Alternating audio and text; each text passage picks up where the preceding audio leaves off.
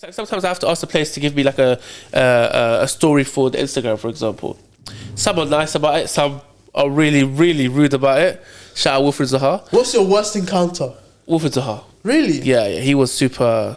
He was just like shrugging me off. You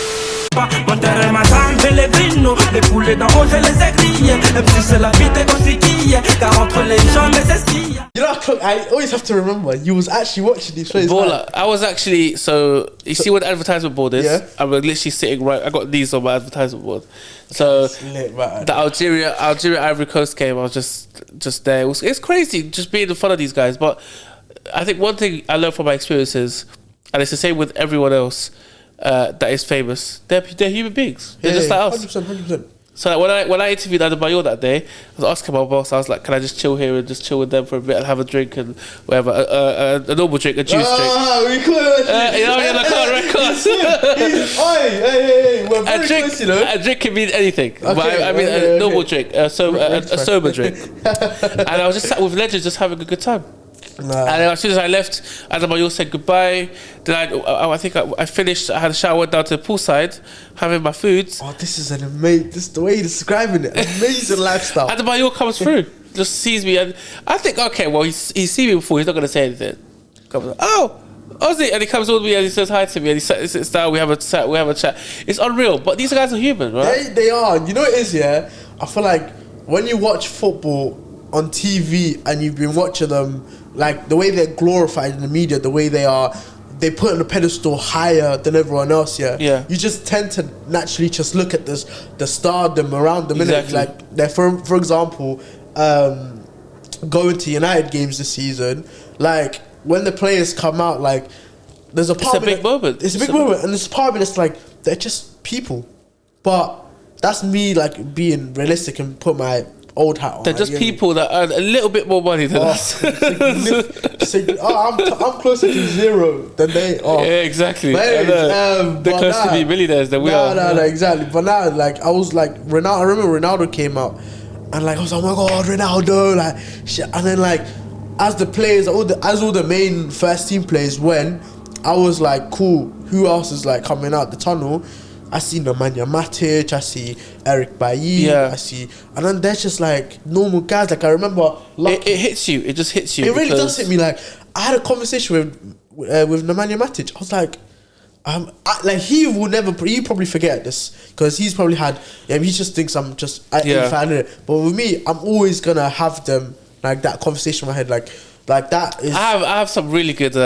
I have some really good interactions with Nemanja Matic. When I was younger, I used to work at Stamford Bridge. We used to do the catering and stuff. Oh, okay. So whenever we'd finish, we'd have like excess food and stuff. Yeah. And we'd go down to give it. When you're going down through Stamford Bridge, you can't go down without seeing the players whilst they're leaving. Okay. So who I run into all the time, Hazard and Nemanja Matic together. Okay. Always jokes. Them always two like a bromance. Yeah, there's a little bit of a bromance really? there. Damn, okay. And Kurt Zouma as well. Obviously, Kurt Zouma's trending for the wrong reason. Okay. But he's a lovely guy, you know. Yeah. I think some people always have like innocent mistakes. I think the most important thing for Kurt is to learn from his mistakes. Yeah. But forget about that. I'm just saying, like in general, and Hazard's always joking. Like he was talking to Ivanovic. I think once, and I walked by them and I was like, "Oh, nice hat, Ivanovic." He's like, Hazard was like, "Don't big him up. His hat is awful. His dress sense is awful." I just having a chat with these guys about what they dress. So these players, honestly, when you get to know them, they're amazing human beings. Really, really, just normal guys, just straight up guys. Like, you know, one thing I've always been worried about. Yeah, I've always been worried. Like, obviously, for me. I go to America to play football and do uni. Yeah. So like I remember in the beginning it was such a big deal to me. Oh my god, like I'm gonna go to play college football, like college sports. Oh my god, crazy. Like I've watched it on Netflix. I'm actually gonna be a part of it. And then what? 2 years later, like someone told me, "Oh, what'd you do?" I say it's normal now. Like, yeah, like, you just get used to it. You just get used to it, and I always get scared. Yeah, that. If I ever do well in life and I get to a position where I'm working with like footballers and stuff, then like I get worried that the more time I'm around them, the more normal they become to me. You won't have the same excitement. Yeah, exactly. And it's like when I go to Old Trafford, I get excited because I'm seeing, you know, players play. Like obviously nowadays United are just bare mudded, but you get me. But like in general, they like when I watch them play, I'm like, oh my god, seeing the players up close, I'm like, wow, this is so lit. And from a young age, I've been supporting United. I've been wearing them like their shirts and stuff, watching them on TV. I remember my first game, and all these things, they just accumulate. You get it, and it's just the stardom gets bigger. Exactly. The fandom gets bigger. And then when you see them in person, you're like, they're just normal guys, small brothers, like. Damn. That's how it is, and I think that's something that people need to understand. When I was around all these players, I could have asked them for pictures. I could have done it secretly. I always. Oh, thank you for bringing this up. I have a problem. Like, I feel so weird, when I see someone doing very well, very recognizable, and I say, "Oh, bro, can I get a picture?" Yeah. I find like. I can't lie, the only, like, obviously footballers, like, picture, I'll store this in the memory bank, innit, come. But, like, I also clock, when you're working in certain environments, you can't act like a fan. You have a level of professionalism. Exactly. So you can't then say, like, oh my God, like, because they're used to that being the outsiders. But they also have to remember, the people that are working with you, they were fans of you. Exactly. We just were acting professional because of our jobs. Be careful, he knows that you're a fan. So it's a mental game. It's like, yo, how you doing? It's like sometimes I have to ask the players to give me like a story for the Instagram, for example.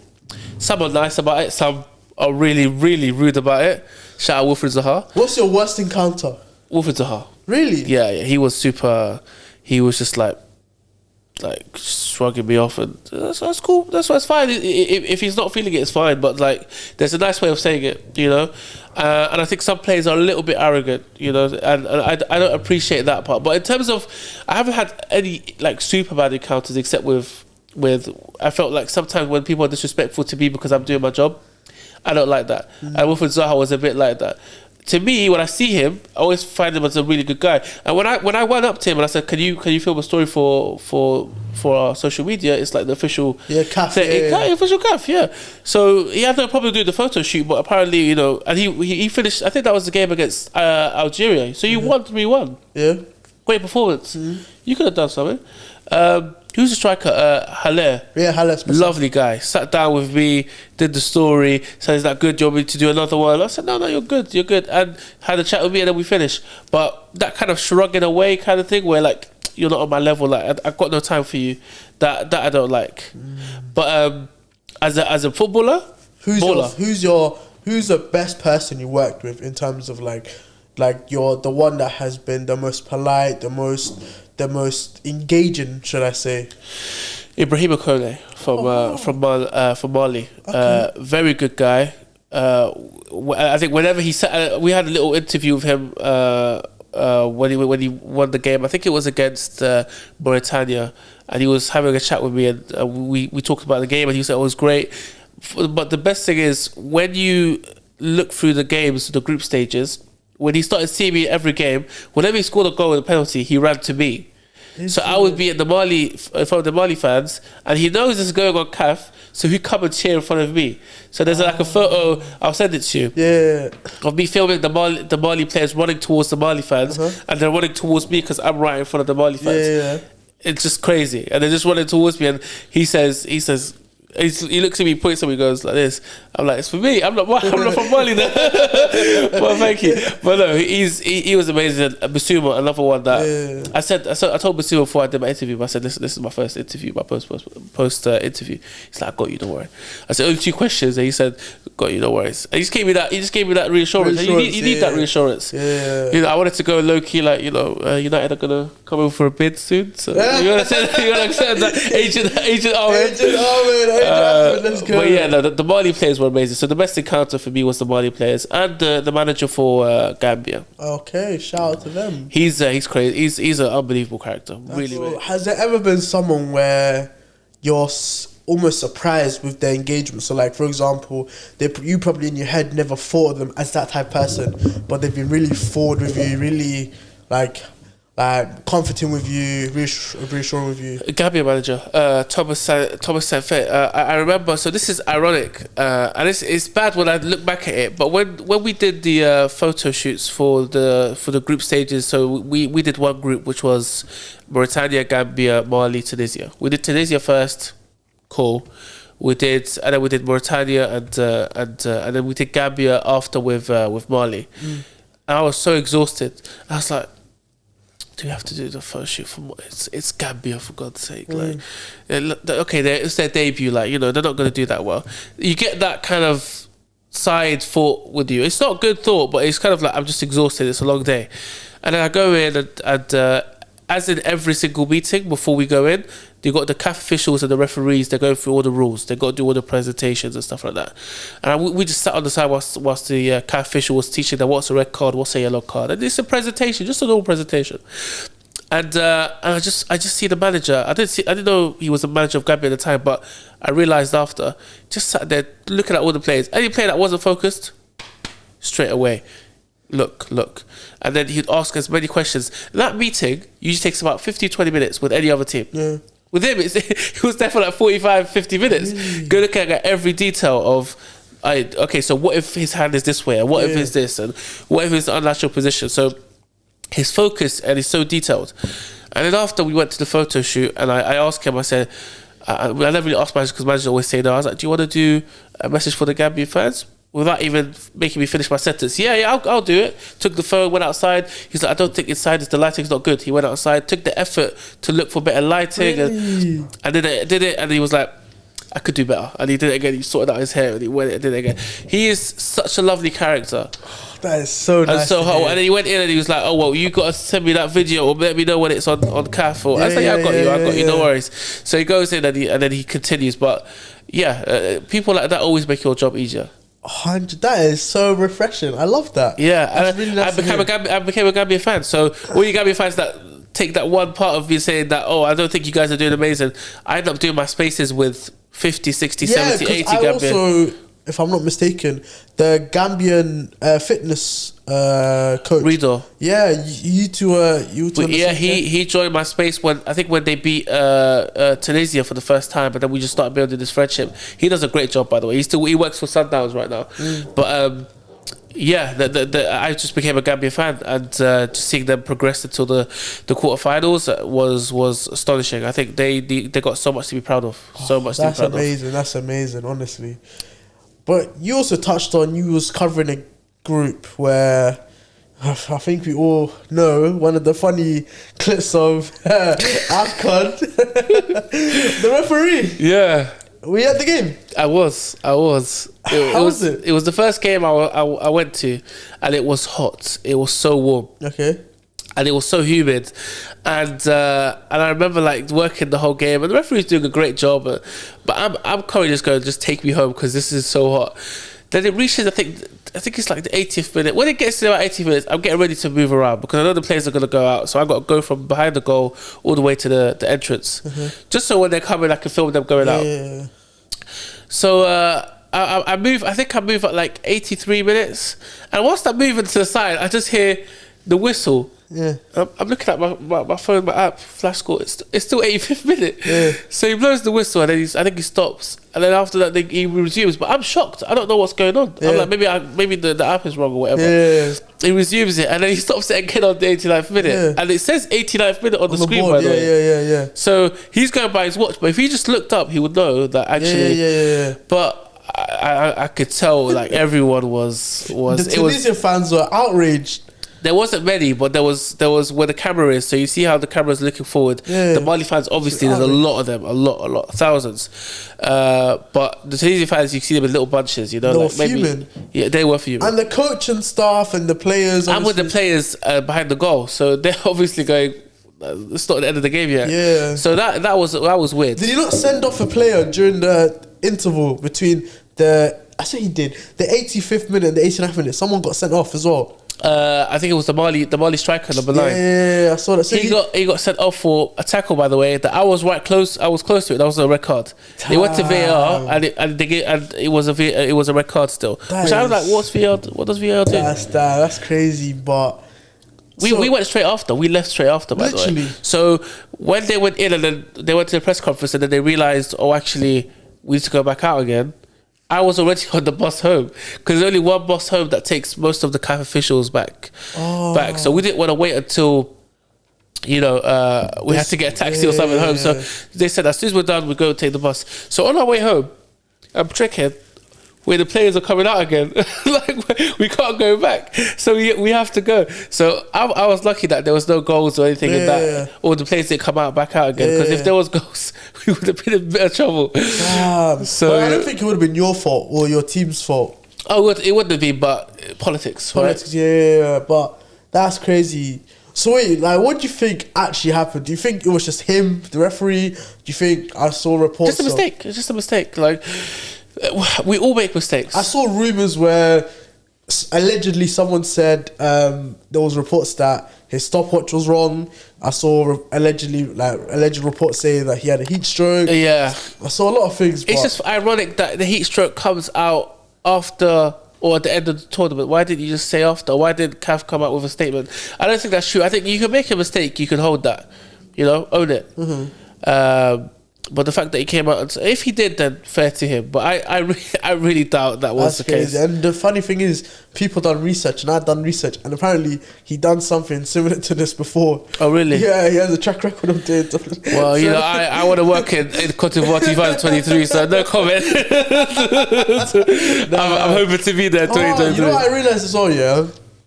If Somalia are like qualified to AFCON, you'll be there. Hopefully. Inshallah, you'll be there. So...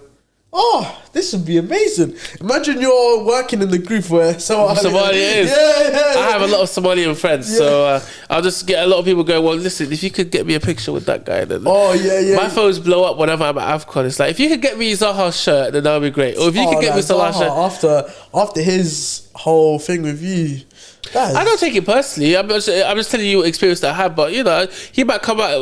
I doubt he's going to see this. If he does see it, then it's all good. But like, I think a lot of people that work at stadiums, it's the same thing. Like if you work in a 9 to 5, which is normal.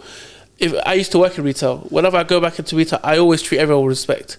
If I ever take item or clothing, I have to pay back. It's just basic manners. Like, be respectful. I'm sorry, I can't do it. That's what you have to do. That's it. But you know, it's all good. I still think he's a baller. Damn, that's funny. I'm gonna take him off my FPL team though. Well, he hasn't been performing this season, so he's not getting anyone points. It's true. But damn. By the way, Monty, I feel like I need to apologize to the people because I have severe allergies. Oh yeah, I forgot to mention. In the middle, have a dust allergy, so man knows one of my nostrils blocked. So I sound a little funny. Yeah, and I have both. And so if I do sound a bit like I haven't got a cold. No. And this isn't COVID protocols, I promise. It's just I forgot to take my medication today. Of course. No worries. You're good. I now want to touch on your journey in terms of like how you started journalism, what got you into it. Was it something in school? Was it something in uni? Like, when was that? You know how everyone has like a penny drop moment. When was yours?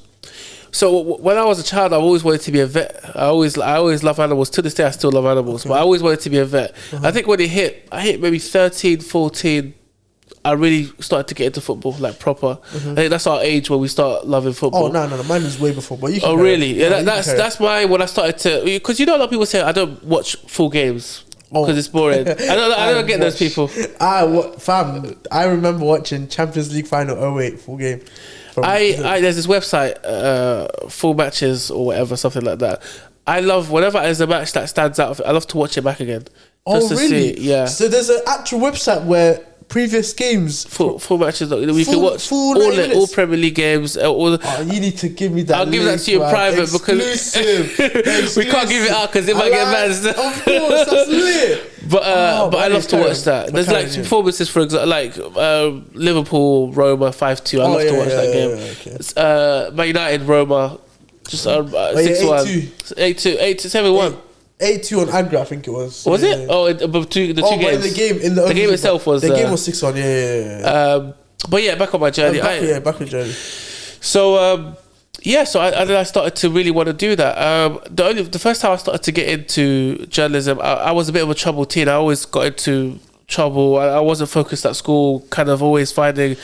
I got kicked out several times. It's always a journey that I'm always like I admire. I never hide from it, you know. So even if I do make it on a certain radio station or I get employed by someone, a big deal, I will never shy away from where I come from. So yeah, I think I started. I think it was 2014 World Cup. That's when I first started getting involved. A website called Kingfoot, which is still going along right now. It's Egyptian football, Egyptian sports in general. The first game I ever did my match report on was Germany versus Brazil. Yeah. And I remember I was like, they were like, it's fine, listen. I said, what was there so many goals? Like, don't worry, you're good. Just it's Germany Brazil. So it's probably going to be like 1-1, 2-1. Probably the biggest game they've ever reported on, and it was on my shoulders. So it was good. I started doing match reports and stuff like that, and I started realizing actually the more I did match reports is I don't really like writing. But I love broadcasting and I love radio and stuff. So started getting involved here in London with small radio stations, and started doing guest appearances and did my own podcast at uni. Was that still running? This same podcast right now? Oh no. I stopped a while back when I was at uni. When I was at University of East London. The episode's available. If I was it is. I did a lot of tennis stuff. Yeah. So you're a tennis fan. I'm an every sport fan. As long as it's not rugby or cricket or baseball, I'm fine. So okay, that's lit. Carry on. So yeah, we started doing podcasts. UEL, the University of East London, has some amazing facilities, including a radio room. So there was no chance I wasn't going to take advantage of that.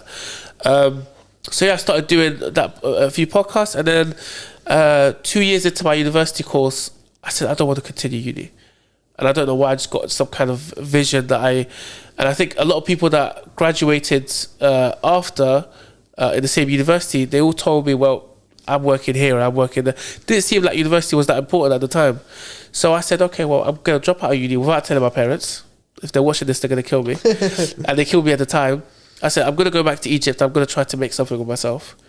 And do you know how our parents are? My dad looked at me and he was like, I travel to here and I work so hard for 20 years for you to come back to where I started. So many times. Do you know what I mean? So, so I went to Egypt, and I was qualified to do radio in general, but the way I entered radio was very ironic. It was completely by chance. First 2 days I was in Egypt. I went with my brother to get a SIM card, and it was so hot. I think it was like 40 degrees or something. And we like, I need to get some shades. I said, we're going to go to this pet shop. This pet shop was downstairs, had an aircon. We went downstairs. Who I see two English people, asking them in general about how much the dog is. I don't care about the dog, I'm not going to buy it, but I just want to create some conversation whilst I cool down. And they're like, oh, well, we don't work here. And we start laughing. Like, what are you doing here? You got an English accent. I'm like, I really want to work in radio. It's like, shut up, we have a friend who works in radio here. Really? On national radio. It's 9FM, the biggest English radio station. And then they're like, well, we could put in a word. I'm like, well, if you could, that'd be amazing. I'm only here for a month looking for jobs. So if you could, it escalates and stuff like that. And I get interview goes well, and then I get my own radio show on in Egypt. That's lit. So then when did like you covering like broadcasting games, like was there, like, for example, was this CAF Africa Cup of Nations, was this your first one where you was like doing interviews with players? Or so when I first joined with CAF, so CAF have an agency called Arqam. Arqam is a brilliant Egyptian agency which does. Arqam is currently, I think it's owned by Statspon, but beforehand it was kind of started or founded by three friends. Okay. One of those is a friend that I had working with me when I was at Kingfoot. So we were both colleagues. So we always had that link between us. At the time, he got the contract with CAF to do their social media. So I was at Egypt at the time. He said, "Do you want to come and work with our company?" I said, "Well, we got a space for managing the social media for CAF." I said, "Well, I'd love to." So whilst I was doing the radio station, I was actually working with CAF. And the first tournament we did was the AFCON under-23s in 2019. Oh. It was right after the big AFCON. Yeah. So it was a bit toxic in the country because of the whole Egypt losing in the last 16, as you remember. And I was doing a few interviews with Fox and stuff like that. And I realized TV wasn't really for me. Not because I'm beautiful. I just the gallus glucose. Confidence. I like that. Shout out to my girlfriend, by the way. Anyway, and so and then we started doing on ground work. So we started working from the thing, and then we were asked to go to the ground, and that was, I think, till this day, is probably the best thing I've ever done in my life, or the best feeling I've ever had, because I've been watching games at Cairo Stadium all the time, but to be on ground in Cairo Stadium in front of 8,000 people, I think I would never get a feeling like that in my life again. That's lit. So I just started working there, and then started evolving, and then when I was there for a little bit, COVID hit, and then I said, well, guys, I'm leaving. I want to go back to London, and that's why I'm back here doing uni work, and then obviously the freelance at AFCON. But they always have me in case they need me, whenever they need something, an on-ground worker or whatever like that. That's cool. But my ambitions are always much higher than that. 100%. What are your ambitions? Well, a lot of people talk about, don't say ambitions because they might not come true. But I'm a big believer of saying them out loud, because I think manifest it. Exactly. Inshallah, it comes true, man. I want to work at CAF or FIFA. I want to work in the communicational media center. You know, those suits, those CAF suits, they look very appealing to me. One of the ideas of me going to work at CAF was for me, and this is for anyone that wants to do anything in life, you have to be able to connect with people. That's the most important 100% thing. 100% networking. Because, networking is literally the most important thing you could do when it comes to finding a job. And when I was there at the CAF hotel, there's so many people that I'm going to want to talk to when I've graduated. When I've finally finished and I've got all the pieces, and I want to work at CAF, I want to work at FIFA, I want to work anywhere else. 100%. I want to get that experience. What do I need? Do I need certain language? Yes. Do I need to have a certain skill when it comes to PC and technology? Do I need to know someone? Do I need to have a specific certain level of experience in a different organization? What do I need to do? And that's what I did. I've tried to be as many journalists as I could, as many media representatives as I could, gain a lot of friends, a lot of authoritative figures, get numbers, get emails, and hopefully when it comes to 2 years from now, they still remember me and they haven't changed their number. But that's what you're supposed to do in life. And I think if I could reach that level, then that would be great. That's one of my aims also, is to work for FIFA or CAF. The other one is to at some point move to the Gulf, to the UAE or Dubai, and work for one of the clubs over there. Okay. I feel like the way the clubs are run over there is so good. They have so much potential, great pitches, great content. There's a lot of Europeans or Westerners that live in these countries. 100%, so I wouldn't feel like I've missed. Yeah, exactly. So I have the Arab side if I wanted to. Where if I wanted to raise my kids in a certain way, or I have the English side as well, where I can still kind of teach my children to be free and to be independent, 100%. Well, that's brilliant to hear, because I think one thing that I've also learned after speaking with a lot of people is that they're afraid to aim big. I think a lot of people, they'll look at a potential dream job or a potential aspiration that they might have, and they always look at medium level. Basically, they're like something that they think is attainable, but really truly, you can aim big. There's nothing wrong with that. Exactly. And you get me? The more you work, and obviously a lot of hard work has to go into, for example, what you want to do. There has to be a lot of hard work that goes into it. Exactly. You can't just say, I want to do this and this and this, and not work towards that, So that's one thing I've realized with a lot of people, that, it's good to manifest your stuff, talk it out loud, say it, because the more times you say it, the more ingrained is in your head for you to earn it and work that hard, extra. I have a friend that, you talk about manifest, I have a friend who has her location, she has her location as Manhattan. And when I first started speaking to her, I was like, are you in Manhattan? She's like, no, I'm not Manhattan, I'm in Holland.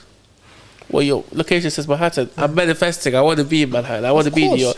And that's one of those things, that you talk about aiming big.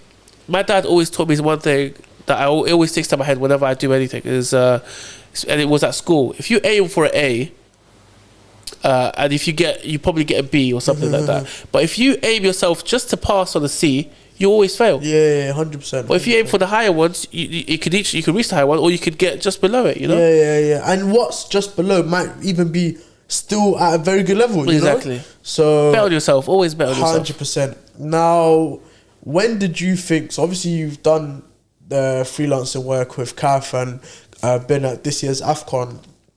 Obviously, there's now another AFCON next year.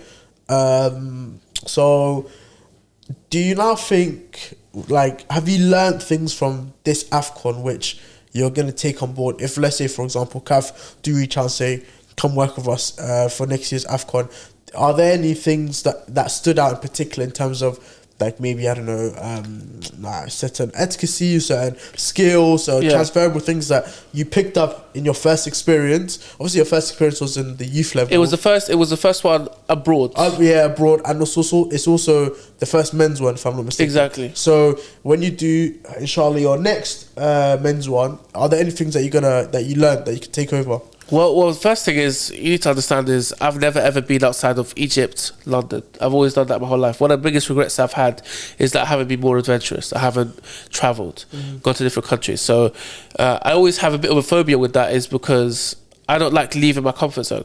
Okay. So going to Cameroon in the first place was a massive decision. And that's one thing I'll learn next time is, I think I would want to explore the country more. Obviously, we're very limited with what we could do because of the whole security thing. But that's something I want to do. I want to be able to go out and experience different foods, different experiences, and stuff like that. The second thing is, and this is really important, I want to be able to talk to more people. I felt like I could have done more, you know. And opportunities like this, they're not guaranteed. You know, 2023 there might be more people in the team, and they might not want me back. And that's fine. That's absolutely fine. But I think next time I would want to connect with more people and learn from them more. I think I could have sat with them and done something different. When it comes to maybe job or on the ground, I think you can always be better with time. A lot of people talk about time management. That's one of the most important interpersonal. I think because our job is so boom, it's ricochet. You could do nothing for half an hour, and then in the scale of 50 minutes, you could do 5, 6. Filming the players coming in, doing the dressing room. After the dressing room, you're filming the players coming out to check the pitch. All of that is within 15-20 minutes. It's ridiculous, and there's other things as well in between. So there's a few times where I was caught out, and I think as a professional, you always want to be prepared for that. So I think that's something I'll take forward in general, is just to be better with timing. Because not just with that, with life in general. I think. Yeah, 100%. My time management is horrible.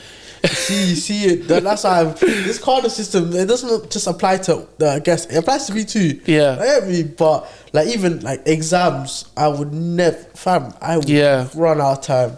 See, when I say, I'm gonna come back to that question, I'm like, I ain't got time. I look at the clock, 15 minutes. You know when the invigilator walks here, it says 10 minutes remaining. Yeah. And I'm like, oh shit. I've been there. Exams have never been my thing. I get incredibly nervous with exams.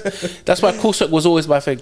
Oh no, I think I preferred exams because I like the whole idea of one and done. Like, I'm done now. I don't need to. No one has to. Yeah. Like, you can now leave me alone. Don't contact me. See, that one and done aspect is exactly what makes me nervous. Really? Is that with the coursework, at least I have a prolonged.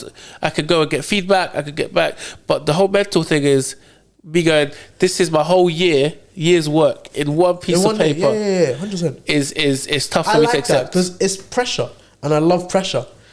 I love it. It's really, that's good, like, man. I wish I could love it as much as you do. It's like, I don't know, like, you know, like the whole year, yeah. I could, like, I'll be honest, I was never revising all year round. I'll be real. Revision really did start after Easter. Yeah. I'll learn the content, but revision started after Easter. I'll revise for a few months, a few weeks, should I say, and then exams will come, and literally, I'll knock them off, boom, boom, boom, boom, boom, and it's like, now that I'm done, I'm like, holiday season. I'm enjoying life now. See that? Yeah, that's you know, I think school in general, a lot of people don't understand this, and this is something I wish I knew when I was younger. School is so incredibly important. Like, look at me right now, going back to, for people that don't know, I'm 25. What level of school? I think it depends. I can't like. It depends. School GCSEs are where they start.